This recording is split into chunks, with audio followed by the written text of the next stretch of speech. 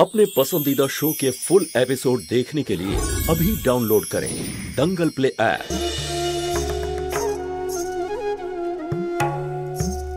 सुधा, একটা কথা ছিল, প্লিজ ভুল বুঝো না। আমি জানি তুমি অজুহাত দিয়ে আমাকে বাড়ি থেকে বাইরে এনেছো।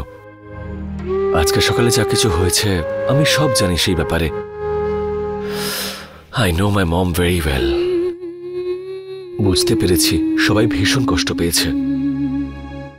তোমার মায়ের রাগ করাও ভুল ছিল না, কিন্তু রাগের থেকেও বেশি সবাই এটা নিয়ে ভাবছে যে আমি যখন জানতে পারবো তখন আমার কেমন লাগবে, তাই না? সুধা, প্লিজ নিজের পরিবারকে বলো যে আমাকে পর কেউ না ভাবতে। আমি ওনাদের জামাই নয়, ছেলে হয়ে থাকতে চাই। আর তোমার কাছেও একই অনুরোধ, যদি কিছু থাকে আমাকে পরিষ্কার করে বলো। যদি আমার সাধ্যে কুলোয় তাহলে নিজের সামর্থ্য অনুযায়ী সামলাবো। ওকে, চলো আমি তোমাকে বাড়িতে ড্রপ করে দিই, তারপরে আমার এক জায়গায় যাওয়ার আছে। কখন আসবে তুমি? আমি তাড়াতাড়ি চলে আসবো। এসো।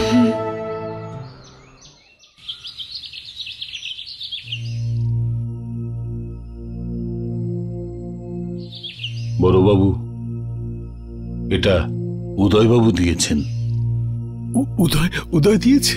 আগে উনি ফোন করে আমাকে অফিসের পাশেই ডেকেছিলেন আর এটা দিলেন, আর বললেন যে আমার গাড়িটাও নিয়ে যাও। গাড়িও নিয়ে যাও মানে? উদয়বাবু বললেন ওনার আর গাড়ির দরকার নেই।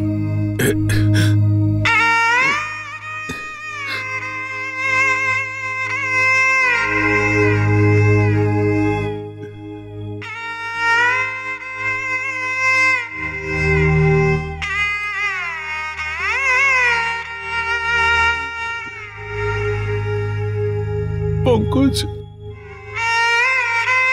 বাবা সবকিছু ফিরিয়ে দিয়েছে।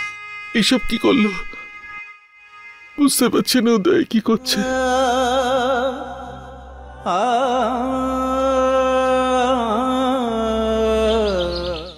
আপনি আমার কাছে কি চাইছেন উদয়বাবু?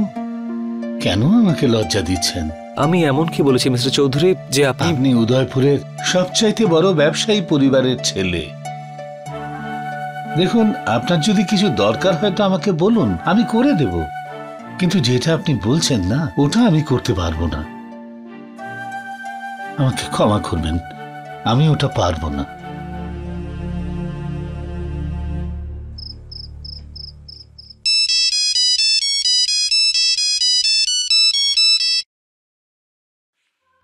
হ্যালো।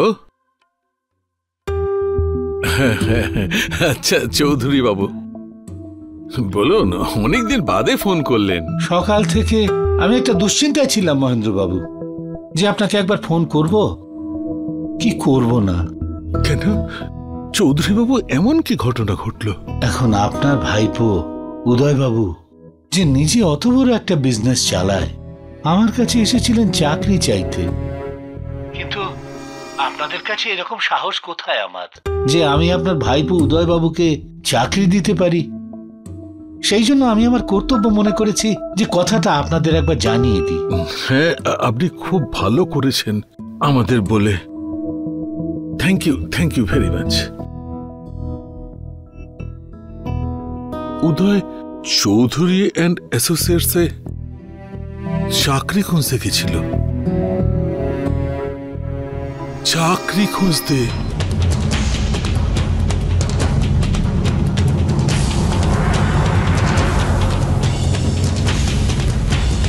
এটা শুধু সময়ের কথা।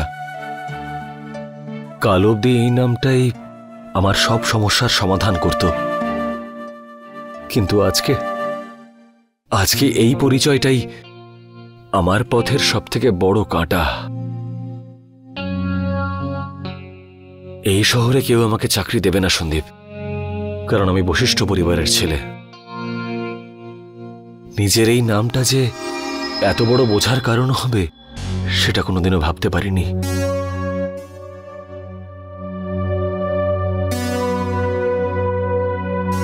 প্রথমবার অন্য কারোর কাছে চাকরি চাইতে যেতে হয়েছে।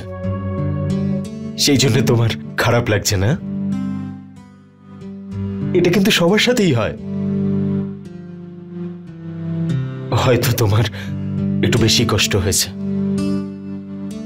কারণ কারণ এসব ব্যাপারে তো তুমি অভ্যস্ত নও, তাই না?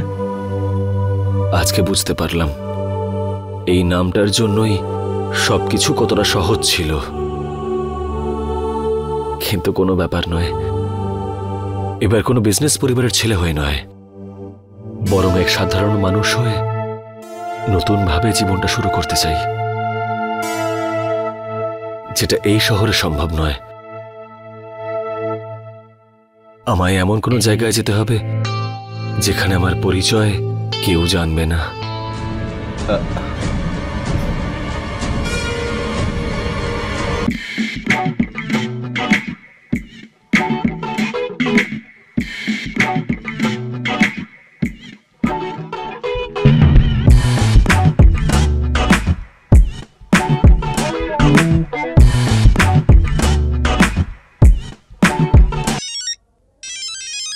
হ্যালো দীপু, উদয়ের সঙ্গে কথা বলতে চাই আমি। এক্ষুনি দিচ্ছি। জয়বাবু, আসলে জ্যোতি দিদি ফোন করেছে।